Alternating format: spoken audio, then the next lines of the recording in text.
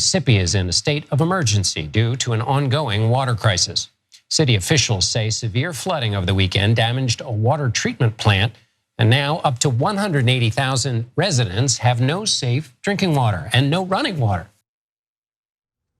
That's right. Mississippi, one of the red states that has decided to strip women of their reproductive rights because they purport to want to save lives, doesn't seem to care very much about ensuring that they have a well-functioning water infrastructure so people have access to clean, safe drinking water, which I think you might need to survive, right? To some live. People. Yeah, not everyone, not everyone. Anyway, there are some more details to this. Tate Reeves has declared a state of emergency, and here are some of his comments about that state of emergency in a recent press conference. The city cannot produce enough water to fight fires, to reliably flush toilets, and to meet other critical needs. Please stay safe. Do not drink the water. In too many cases, it is raw water from the reservoir being pushed through the pipes. Replacing our largest city's infrastructure of running water with human distribution is a massively complicated logistical task. We need to provide it for up to 180,000 people for an unknown period of time. Tate Reeves, governor of Mississippi, very charismatic speaker. I can understand why the people of Mississippi would elect that man into office. Now, the reasons for Jackson's water crisis are in fact complicated, and they include a combination of factors.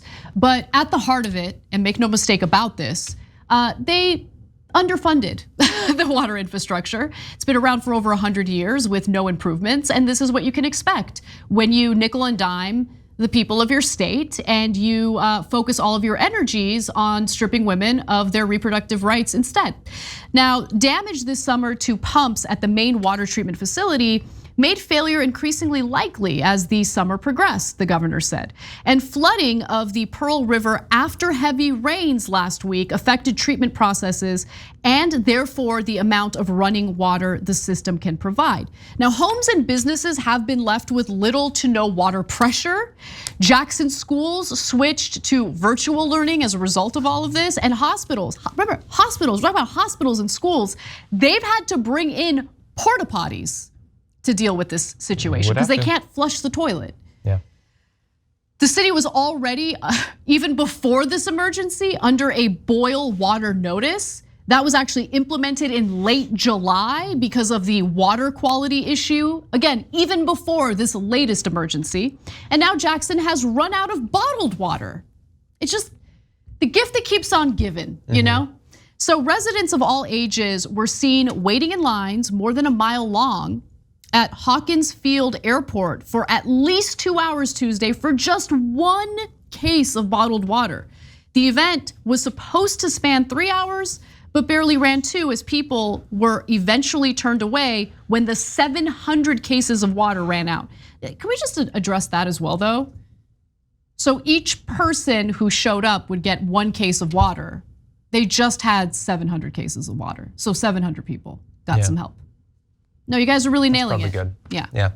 Yeah. Look, infrastructure like this can fail in any place, does fail in lots of places. The question that we need to ask, beyond just how can this be fixed as soon as possible for the people who are suffering, is what could have been done to prep for this, what was known that could have informed what could have been done to prep for this, and what will actually be done coming out of it. This is the sort of thing that coming out of this you would want to fix to make sure that it doesn't happen again. But we know in red areas, often they don't care how many times the power grid of Texas is gonna fail. It's one thing to say it's a crisis that could happen anywhere, even though in that case it could kind of only happen in Texas because they decided to segment off their power grid. But how are you gonna respond to it? Are you going to invest the money necessary to upgrade your water infrastructure? Are you gonna choose to do that?